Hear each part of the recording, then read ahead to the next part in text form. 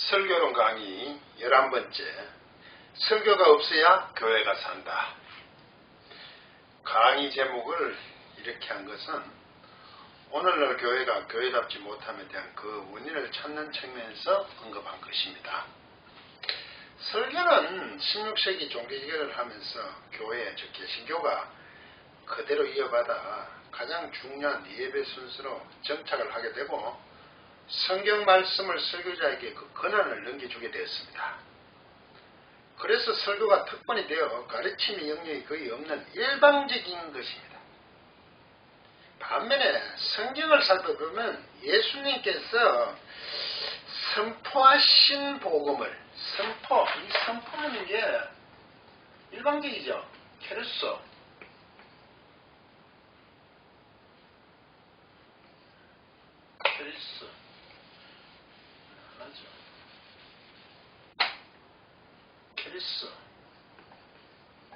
케르소. 일방적으로 선포하신 거죠. 이 선포하신 것을 가지고 초대교회는 이 선포하신 이 복음을 전파, 그래가지고 전파, 요한겔리죠 말이요. 요한겔리 조마이가 됐죠. 요한겔리 조마이가 됐죠. 동사죠. 이 복음이라 하는데 요한겔리온이라고 그러죠. 요한겔리온. 이렇게 쓰죠. 복음들이 할 때 요한겔리온을 쓰죠. 요한겔리 조마이죠. 전파했죠. 특히 사도 바울은 강론, 여기다가 강론, 케르소도 들어가고 선포도 들어가고 강론을 했습니다. 그 강론, 이게 강론이라고 번역됐는데 이거는 레고마이, 디아레고마이. 디아레고마이. 이 디아는 통하여 레고. 원래 이게 레고제 말하다. 서로 통하여 말하는 것을 주고받는 거죠. 강론이 좀 토론에 가깝습니다. 물론 사도 바울이 주가 되어서 했겠죠. 그리고 페이소였답니다. 사도 바울은 페이소. 설득. 페이소였습니다.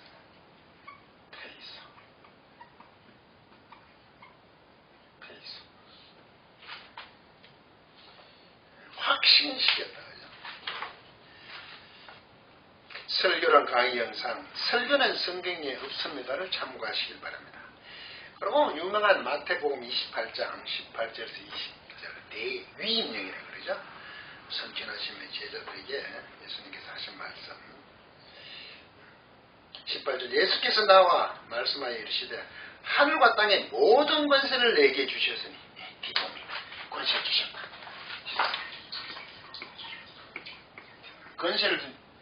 권세를 주셨다. 이 디도미가 예수님께 모든 권세가 부여됐다는 겁니다. 모든 권세, 하늘과 땅을 모두 주셨으니, 그러니 예수님께서 이 모든 권세를 받으셨다는 거죠. 여기서부터 대위임령은 출발합니다. 그런 권세를 가지셨기 때문에 명령을 하시는 겁니다. 그러므로, 이래 되죠. 너희는 가서, 보르센테스. 이게, 가서,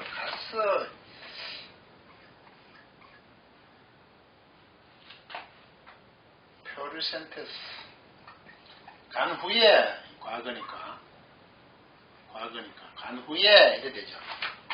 가스라고 현대들은 간 후에 모든 민족을 제자로 삼아는 이게 메스티오입니다. 제자 삼다. 이게 삼아. 이게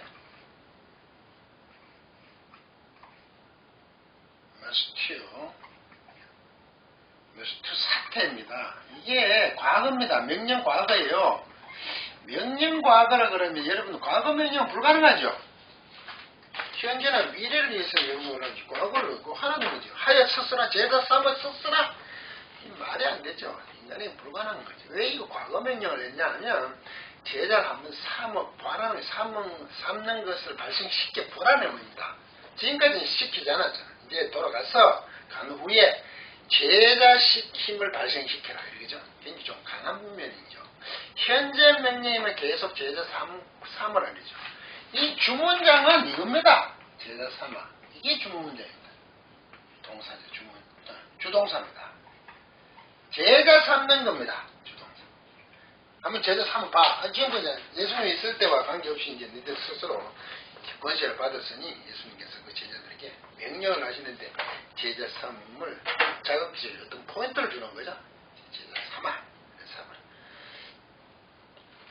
아버지와 아들과 성령 이름으로 세례를 베풀고 밥티존테스입니다. 밥티존테스. 세례.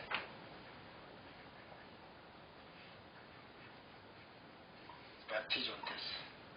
이거는 현재입니다. 분사인데. 이거는 베풀면서 세례를 베풀면서 제자 삼는 거죠. 간 후에 논리적으로 얘기되죠. 갔어. 돌아갔어. 이제 돌아가라는 게 있죠. 세를 베푸고 너희에게 분부한 모든 것을 가르쳐 지키게 하라. 가르쳐 지키게 하라. 가르쳐 지키게 하라. 이런 번역 있죠. 가르쳐 지키게 하라. 이렇게 번역이 되는데 이거 좀 살펴보셔야 됩니다. 어떻게 말씀하시냐면 디다 콘테스 디다 스코니까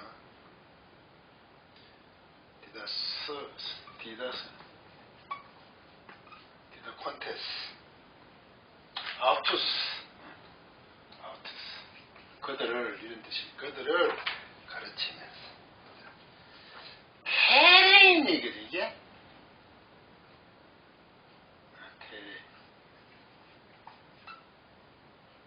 탄타에 되어 있습니다. 이게 현재 분사입니다. 분사인데 아까 이제 세례를 주면서 또 가르치면서 그들을 해는 이게 부정사입니다. 현재거든요. 지키는 모든 것들을 지키는 분이 지키도록 그들을 가르치면서 이게 맞습니다. 가르쳐 지키게 하라가 아니고 지키도록 계속 가르치면서 이래 되죠. 먼저 간 후에 제자 삼아. 어떻게 제자 삼는다고요? 아버지 아들과 성령 이름으로 세례를 주면서 둘째 모든 것들을 계속 지키도록 그들을 가르치면서 가르침에 포인트가 있다고 그러죠. 그게 제자 삼는 겁니다. 세례를 베풀고 그들의 모든 것을 지키도록 가르치는 것. 그래서 대2음령에 마태복음 28장은 자꾸 성경 가는 것을 하는 간 후에거든요. 분사. 주동사는 제자 삼는 겁니다. 그럼 가는 게 초점이 있는 게 아니고 제자 삼는 게 초점이 있습니다. 제자 삼는 게. 제자를 삼으려면 먼저 가야 되죠. 지금 예수님께서 말씀한 제자들에게 돌아가라. 너희들이 생각으로 갈릴리로 돌아간 후에 아들과 아버지와 성령 이름으로 계속 세례를 베풀면서 그리고 모든 것을 계속 지키도록 그들을 가르치면서 그게 제자 삼는 거예요. 그럼 제자 삼는 것은 간 후에 가서 세례를 베풀고 지키도록 가르치는 것이 제자 삼는 겁니다. 여러분은 교회의 부끄러운 모습을 보면서 왜 그렇게 되었다고 생각하십니까? 대부분 목사의 책임을 말합니다. 왜 이렇게 생각들을 할까요? 교회 조직을 살펴보면 교회는 최고 결정기관인 당회를 구성하죠. 당회. 교회는 당회가 있죠. 당회라는 게 최고 결정기관. 최고 결정기관이죠. 여기서 모든 걸 사실 결정돼요. 장로님과 목사님, 담임 목사님으로 구성되죠. 이 당회가 최고 결정기관입니다. 임과 함께 7위권 있습니다. 교회의 7위권. 막강하죠? 결정국 안에 내가 7위권까지 있어요. 여기서 당회장인 당회장 담임 목사는 설교권까지 가집니다. 최후 결정기관, 결정도 하고, 다스리기도 하고 셋째 설교까지 합니다. 이게 당의 정서 담임 목사님입니다. 국가적으로 표현하면 상권 분립이 아니라 상권을 합한 권한입니다. 교회마다 어떤 성결 교단마다 구조적 형태의 차이는 있지만 실질적 내용은 이와 비슷합니다. 그래서 설교권이 왜 중요할까요?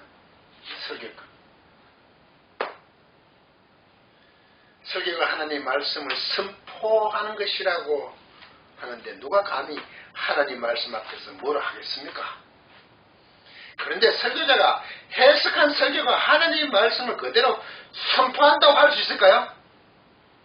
설교자가 해석한 설교가 그게 하나님의 말씀이다. 설교자만이 특권이 되어 초대교회의 복음 선포 혹은 전파를 제한하게 되었잖아요. 설교권이. 그 특권을 통한 일반적인 설교는 교회의 정체성과 방향성을 결정하죠. 설교권을 통해서. 교회는 그것을 따르게 되었죠. 설교를 따라 교회가 유지된다는 것입니다. 설교에 의해서 결정하고 치료한다는 얘기죠. 설교와 다르게 교회가 세워져 나갈까요? 그러면 설교 준비를 어떻게 할까요? 설교가 하나님의 말씀을 선포라면, 하나님의 말씀에 대한 선포라면 성경적이어야 합니다. 여러분 아십니까? 목회자를 양성하는 신학대학원에서 성경을 가르치지 않습니다. 성경을 가르치는 성경학교입니다. 왜? 그게 벌써 해석한 결론을 가르치기 때문입니다. 목회자는 그렇게 양성하지 않는단 말입니다. 다만 성경을 연구할 도구인 신학을 가르칩니다. 성경을 가르치지 않습니다. 좀 이상합니까? 신학을 가르칩니다. 목회자, 신학대학원. 좀 아십니까? 이렇게 얘기하면 다 뜻이 있습니다. 이유가. 이 신학을 배워서 성경을 해석하라는 겁니다. 그런데 그 해석에 이제 들고자 문제가 생긴 거죠. 예전에는 신대원에서 히브리어 헬라어를 학점 이수용으로도 있었습니다. 근데 지금은 그것조차 없는 것으로 아는데, 그 이수용으로 배운 그 문법을 배운 정도로 성경 원제를 연구할 수 있겠습니까? 신학을 가르친다. 도구를 가르치는데 가장 중요한 성경은 말씀인데, 말씀은 구약, 히브리어, 신약, 헬라어로 되었는데 그 문법을 가진 것으로 그 원제를 연구할 수 있냐는 거죠. 그 많은 설교를 감당하기에는 물리적인 시간조차도 절대 부족한 상황인데 말입니다. 비록 시간이 있다고 하더라도 성경 원전을 연구할 실력이 없는 것이 불편한 진실입니다. 문법만 겨우 배웠잖아요. 학점 이수용으로. 그것을 연구할 시간적 여유가 없었다는 거죠. 3년 동안 다른 것을 엄청 해야 되잖아요. 그러니 자신이 배운 신학을 따라 설교를 준비합니다. 설교는 계속 언급하고 있습니다. 그런 상황에서 연구서들이나 주석들이나 기존의 설교를 찾잖아요. 원전을 연구할 수 없으니까. 그런데 그들 간에도 보는 관점이 다를 경우 어떻게 선별이 가능할까요? 결국 설교자의 선택이죠. 그중 하나를 택하는 거 아닙니까? 설교자가 주석서나 책들이나 기존의 설교 중에 선택했으니 성경 구절을 되짚이는 모양새입니다. 설교자가 신학으로 한 설교를 하는데 어떤 내용을 선택을 했죠. 그럼 이게 성경이 주가 아니고 설교자의 선택한 것이 주가 되어버리죠. 되짚여졌잖아요. 규격이 전도된 것입니다. 자신이 배워온 신학 그 주의에 충실하지도 못합니다. 되짚이는 과정 속에서 사람이 많아진다면 어떤 프로그램, 즉 운동이든 교회에 도입을 하잖아요. 왜? 성경이 말씀하시는 걸 따라 하지 않고 주의나 신학도 있지만 그것을 택하여서 교회의 방향성과 앞으로 나아갈 어떤 세우는 그 모습에서 필요한 것들로 갖다 붙인단 말이죠. 여러분 이 것에 대한 설교를 많이 들으셨을 겁니다. 욥기 23장 10절의 얘기입니다. 너무 잘 아시죠? 욥기 23장 10절. 그러나 내가 가는 길을 그가 아시나니 그가 나를 달려라 하신 후에는 내가 숭문같이 되어 나오리라. 연단되고 나서 내가 숭문같이 되어 나오리라. 많이 들으셨죠? 지금 설교나 성경 공부를 다 찾아봐도 이 구절은 숭문같이 된다. 연단 후에 얼마나 순금이라는 그냥 금입니다. 점금. 옛날 번역이 점금으로 되어 있죠. 점금이 된다. 금처럼 단련된다. 이래 있습니다. 통상 선거에게 힘든 상황 속에서 힘들을 주기 위한 설교였습니다.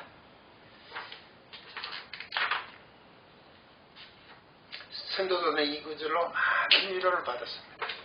자신의 어려운 상황은 하나님의 연단이며 종국에는 점검, 순금같이 되는 것으로 말입니다. 과연 그럴까요?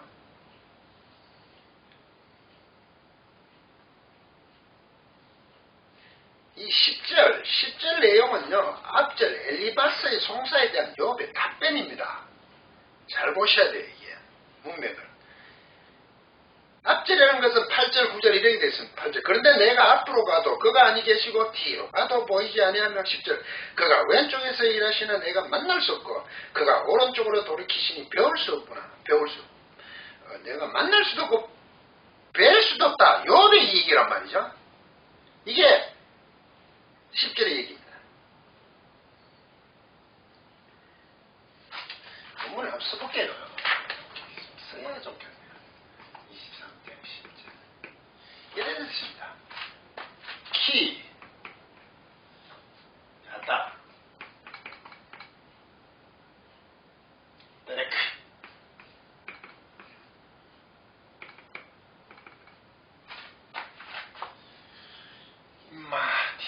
임마디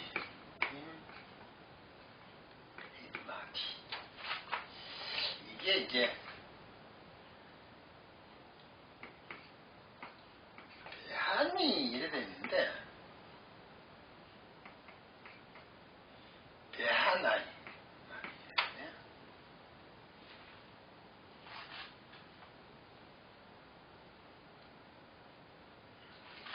그 카 그 짜브가 자하브 금이거든요. 카 자하브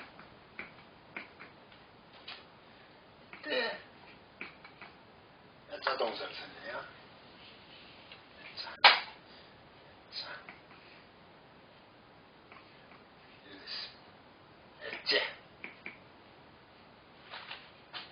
이 말이 뭐냐면 이게 10절이거든요. 10절은 8, 9절에서 내가 하나님을 들을 수도 없고 배울 수도 없다. 만날 수도 없다 이거죠. 지금 여기 그런 상황이 있다 이거죠. 너무 공경에 처해 있단 말이죠. 그런 상황 속에서 왜냐하면 이거든. 이게 번역에서 빠졌습니다. 왜냐하면 키. 왜 그래 됐냐? 상황이 이렇다는 거야. 야다. 그가 아신다. 하나님이죠. 데레크 길을 아신다. 어떤 거냐? 나와 함께 한 길을 아신다. 나와 함께 한 길을 아신다. 내가 지금 처해 있는 이 길을 그분 아시고 계셔. 계시기 때문이다. 지금 배울 수도 없고 들으지 만날 수도 없는 상황이지만 상황이야 그 상황. 그걸 왜냐하면 그분이 나와 함께 한 그분 알고 계셔. 계시기 때문에. 내가 그분을 만날 수도 없고 배울 수도 없다는 것을 끝이 아니라 지금 내가 만날 수도 없고 배울 수도 없어. 그렇지만 왜냐하면 그분은 나와 함께 그 길을 자신이 가는 길을 알고 계시기 때문에 자신을 지금 간섭하신다는 거죠. 무관하지 않다는 거죠. 이때 이 바한 동사를 씁니다. 이 바한 동사가 뭐냐면 테스트하는 겁니다. 그야말로 이거 테스트하는 겁니다. 입증하기 위해서 시험하는 겁니다. 유혹하는 게 아닙니다. 네? 우리는 보통 시험하던 게 성경이 두 가지가 있거든요.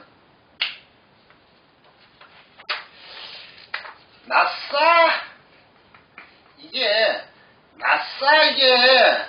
들어올리다. 이게 시험하다. 아브라함을 시험하거든요. 이거는 유혹에 가까운 시험에 있어요. 그런데 그 창세기 12장에 있는 그 아브라함을 시험하는 건 이 방한 것 같아요. 이거는 헬라어로 하면 페이라조입니다. 그야말로 시험합니다. 유혹하는 겁니다. 유혹. 그런데 이건 도키마조입니다. 성경 도키마조. 도키마조는 뭐냐면 그야말로 이게 테스트하는 겁니다. 우리는 뭐 분별하여 이렇게 번역이 돼요. 두 가지겠죠. 예수님을 시험하는 거죠. 사단. 미혹하는 거죠. 유혹하는 거죠. 이건 그야말로 입증을 위한 시험입니다. 우리는 뭐 분별할 뻔. 이 반동사를 그렇게 해요. 그분이 나를 시험하셨다 이거죠. 테스트하셨다 이거. 그분이 나의 길을 다 알고 계시잖아. 그렇게 지금 나를 테스트하고 계셔. 자하고 금과 같이. 우리 정금, 순금이라는 금과 같이 하고 계셔. 이게 지금 접속사가 없어요.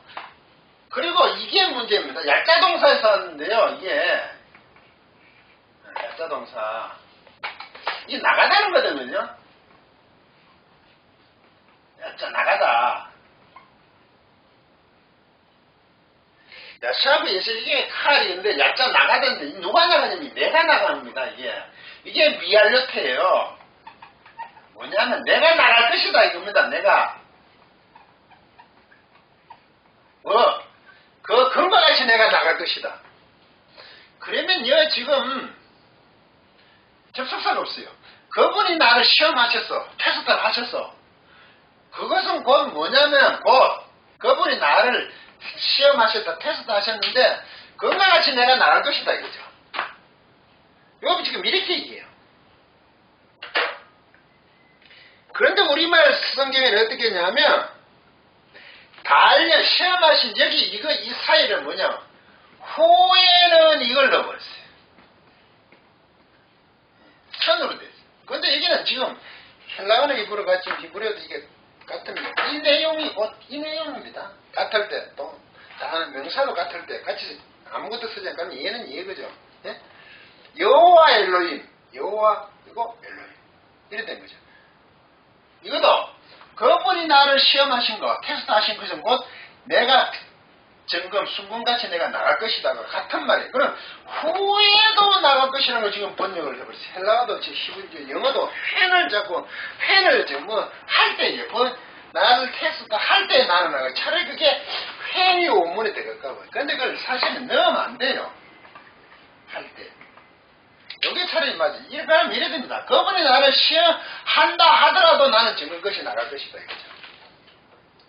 하여도 시험하시는 거가 내가 나가는 게 같다는 거지. 내가 지금 시험을 하나님의 테스트를 받고 있어. 그렇지만 나는 증거 순금과 같이 나는 나갈 것이다.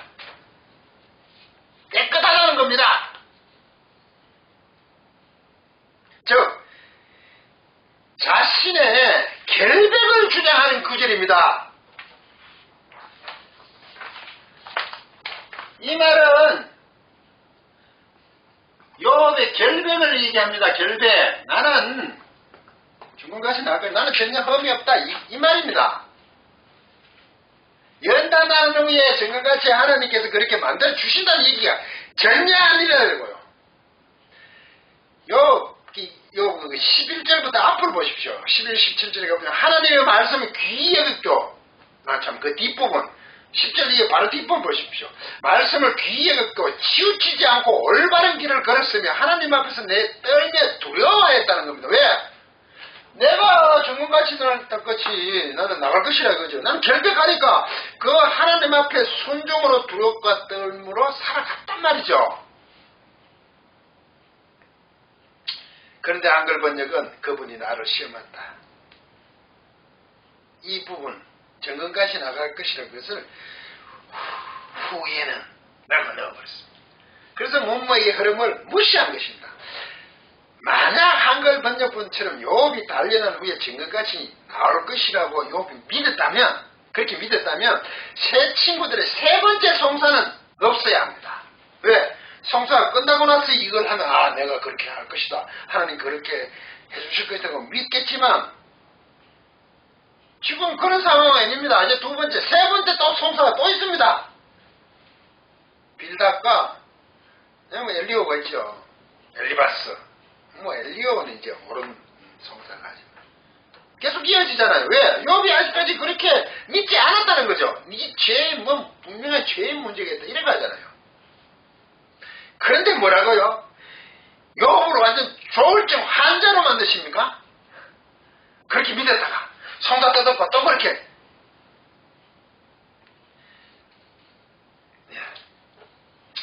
왜 이렇게 이 중요한 구절을 그렇게 하게 되었냐 이거죠. 이 부분만 딱 뜯어봤어. 그리고 우리말 번역에도 한글에 이 이유 이런 걸 떼버렸죠.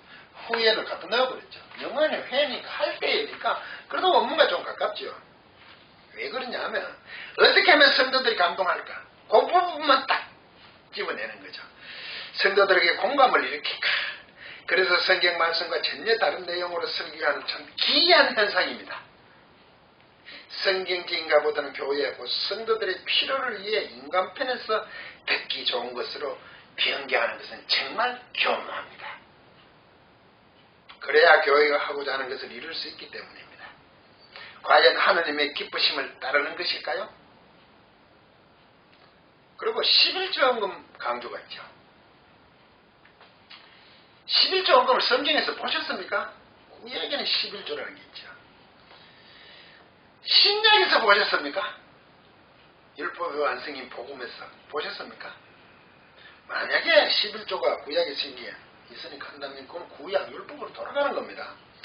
이제 11조가 있다는 주장이 마태복음 23장 23절입니다. 화이슬 진저 외식하는 서기관들과 바리새인들이여 너희가 박하와 해안과 근처에 11조를 드릴 때 율법에 더 중한 바 의와 인과 신을 버렸도다. 그래서 예수님께서 11조 드리라고 하셨다 라고 이 얘기를 합니다.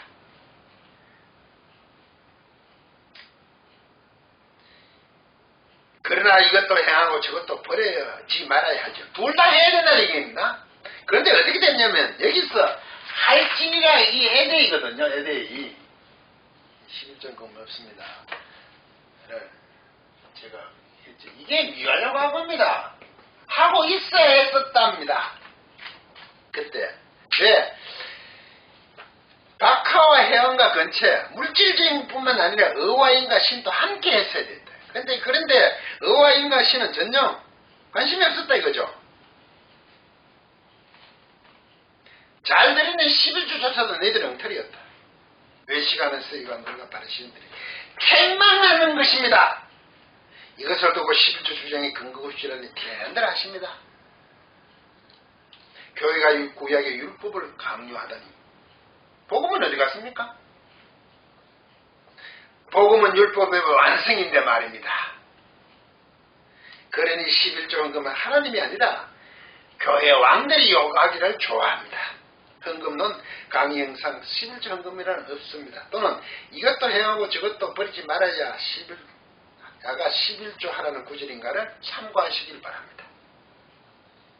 또 주일 선수입니다. 주일은 성경이 없습니다. 343년 라오디게아 총회에서 안식일 대신 주일로 정했죠. 이제 주일로 지키자. 주후 343년, 340년 후에 당연히 그때서 주일이라는 걸 정했잖아요. 그럼 당연히 주일 성수라는 건 없지 않습니까? 성도는 주일만 아니라 일주일 모두를 성수해야 됩니다. 참 교묘하죠. 첫째, 11조. 현금 성경이 없어요. 둘째, 주일 성수요. 주일은 340, 이것도 없어요. 전통이라 그러죠. 이것으로 멈추면 다행입니다. 성경 용어 개념적인 강의 영상 주일 성수는 계명이 아닙니다를 참고하시길 바랍니다. 여기서 멈추면 되는데 11조와 주일 성수 문제는 교회 장로, 안수 집사, 교회 직분 선출의 필수 요건의 기준이 되었습니다. 이것을 보겠다 이거 아닙니까? 없는데 서기관들과 바리새인들이 생각나지 않습니까? 이것은 성경을 벗어난 대표적인 예일뿐입니다. 왜 이렇게 되었을까요? 설교의 특권을 가졌으나 성경을 제대로 연구할 수 없는 수준과 그런 상황이다 보니 성경보다는 인간 편에서 듣기 좋은 설교를 통하여 성경에도 없는 기준을 따르도록 하였습니다. 그렇게 신앙심을 확인한답니다. 검증한다 그러죠. 물론 최소한의 장치라고 할 수 있습니다만 성도는 복음을 제대로 따르는가 하는 그 수준, 즉 품성으로 판단해야 됩니다. 자녀 다음 같죠. 즉 성도가 얼마나 거룩한가, 하나님의 말씀을 따르는가, 얼마나 따뜻한가, 즉 제자의 삶으로 가야 합니다. 그런데 하나님이 아니라 교회에 얼마나 충성하였는가, 열심히 했는가 자꾸 방법으로 갑니다. 모세와 형 아론 중 출애굽 중 이스라엘 백성들에게 누가 더 인기 있었을까요? 형 아론입니다. 신명기 34장 8절을 보면요. 이스라엘 자손이 모압 평지에서 모세를 위하여 예곡하는 기간이 끝나도록 모세를 위하여 30일을 예곡하니라 이렇게 되어 있거든요. 모세를 위하여 이스라엘 백성들이 예곡을 했는데 30일.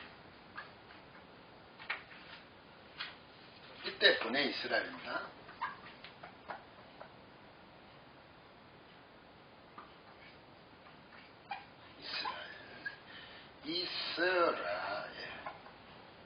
이스라엘 자손을 본 얘기죠. 30일을 모세를 위해서 꾸렸습니다. 그런데 민수기 20장 29절에 보면 온 회중과 곧 이스라엘 온 족속, 이스라엘 족속에 모두란이 붙였습니다. 아론에게. 이스라엘 자손이죠. 온 이스라엘 자손. 여기다가 모든 족속이라 했죠. 모든 회중이죠. 회중 이렇게 되어 있습니다. 이스라엘 족속이라고 했지만 이게 자손 분의 이스라엘 똑같은 겁니다. 온 회중 곧 이스라엘 온 족속이 아론이 죽은 것을 보고 그를 위하여 30일 동안 예곡하였더라. 그렇죠. 같이 30일을 예곡했는데 그러다 온 코리부터 온 이스라엘 자손에다가 온 회중 그 족속들이 어렸어요. 모세에게는 그냥 이스라엘 자손만 나옵니다. 30일. 아론에게는 온 이스라엘 자손이죠. 족속이라지만 그 자손 똑같은 말이에요. 온 회중 모인 그 무리들. 이 말은 이스라엘 족속을 주제로 추가한 두 문장 온 회중을 붙여서 더 강조하는 표현입니다. 아론에게 더 모든이라는 붙임이 온 이스라엘 족속이면 이스라엘 자손이고 온 회중을 하나 더 붙였죠. 주어만 하나 붙였죠. 동사가 또 있다는 거죠. 사실 문장이 두 개죠. 아론을 위해서 훨씬 더 애곡했다는 거죠. 통곡을 했죠. 표현이 참 재밌지 않습니까? 원문에서 모세는 이스라엘 자손이고 아론은 온 회중이 어렵고 끝에 이스라엘 족속 자손을 또 추가로 넣는 두 문장의 표현으로 애곡을 강조했습니다. 왜 아론이 인기가 있었을까요?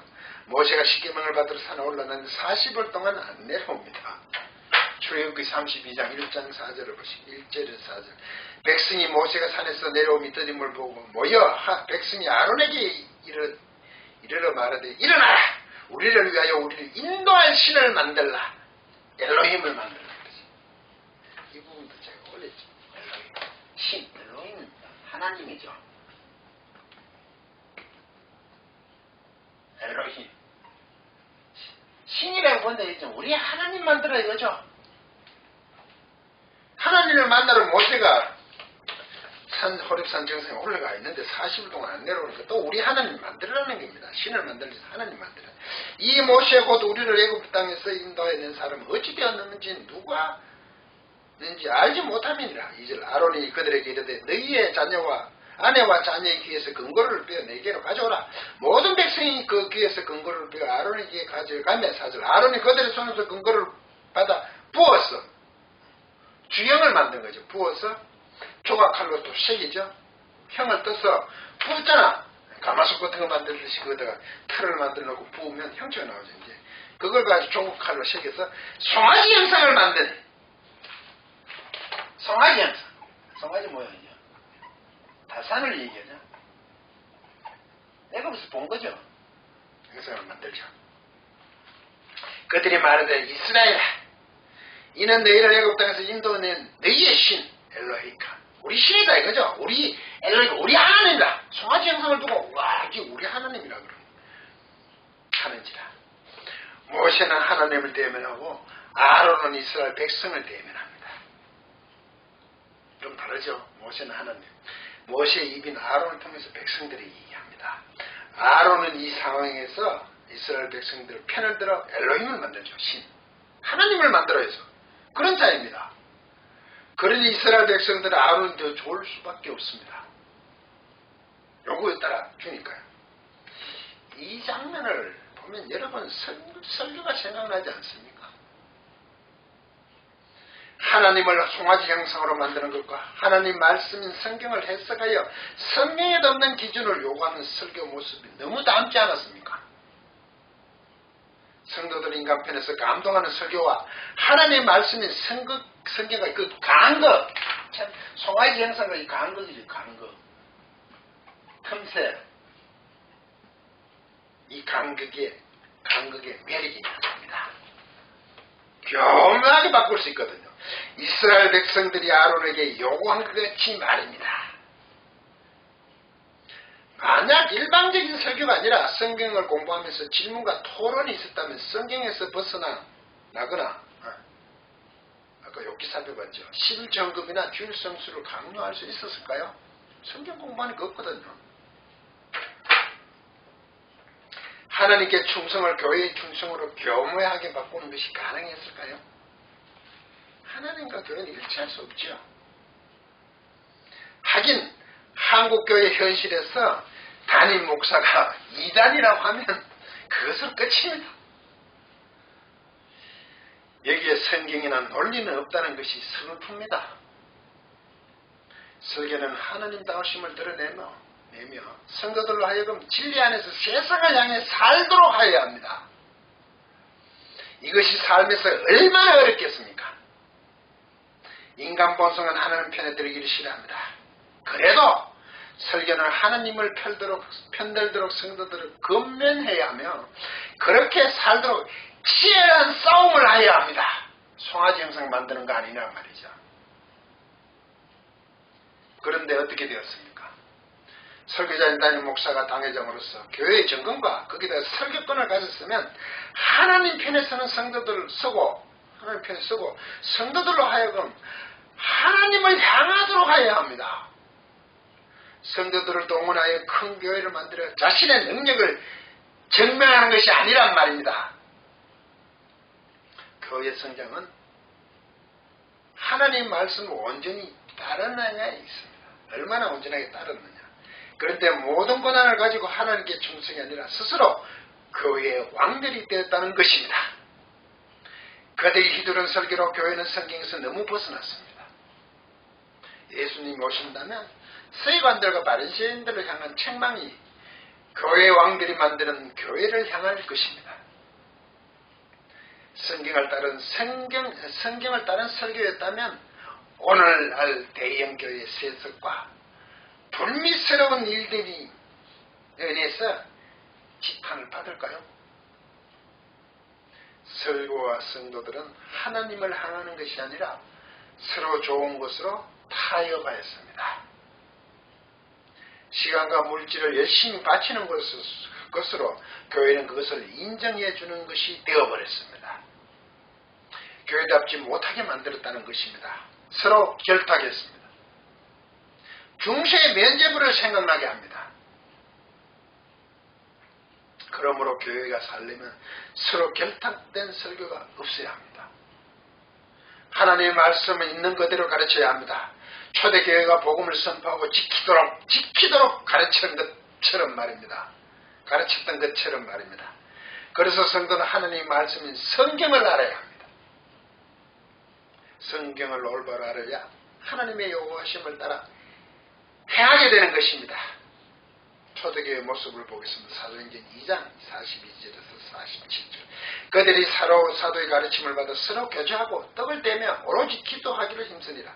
사람마다 두려워하는데 사도들로 말미암아 기사와 표징이 많이 나타나니 믿는 사람들이 다 함께 있어 모든 물건을 서로 통용하고 또 재산과 소유를 팔아 각 사람의 필요를 따라 나눠주며 날마다 마음을 같이하여 성전에 모이기를 힘쓰고 집에서 떡을 떼며 기쁨과 순전한 마음으로 음식을 먹고 47절 하나님을 찬미하며 또 온 백성에게 칭송을 받으니 주께서 구원하는 사람을 날마다 더하게 하시니라. 칭송을 받는다. 교회가 온 백성들에게 은혜를 가지고 있다는 겁니다. 그러니까 날마다 더하게 하셨다 합니다. 그래서 설교가 죽어야 교회가 산다는 것입니다. 끝까지 강의를 들어주셔서 고맙습니다.